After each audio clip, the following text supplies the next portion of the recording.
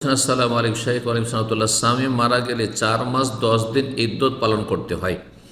তবে যদি 40 দিন পর হাতে চুড়ি, গলায় মালা, সুন্দর কাপড় পরে তাহলে এটা কতটুকু সঠিক বা ভুল আছে সেটা জানাবেন। সঠিক তো নয়, ভুল বলাও হালকা হবে, বরং হারাম কাজ করেছে।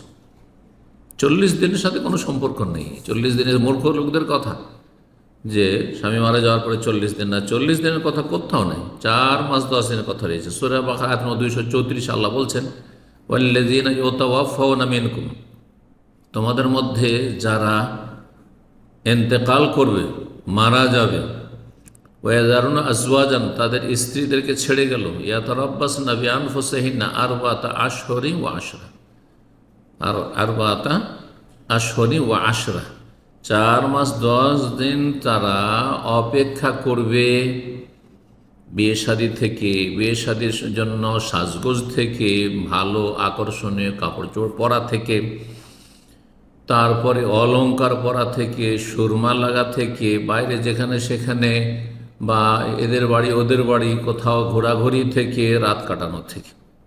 প্রয়োজনে যদি যেতে হয়, প্রয়োজন, তাহলে দিনে যেতে হবে, দিনের মধ্যে ফিরে আসতে হবে। অন্য জায়গায় রাত্রি যাপন করাও জায়েজ নয়। বিধবার বিধিবিধানের উপর আমার একটি বিস্তারিত আলোচনা রয়েছে। বিধবার যতগুলি বিধান রয়েছে সেখানে বিস্তারিত আলোচনা করেছি, শুনে নিতে পারবেন।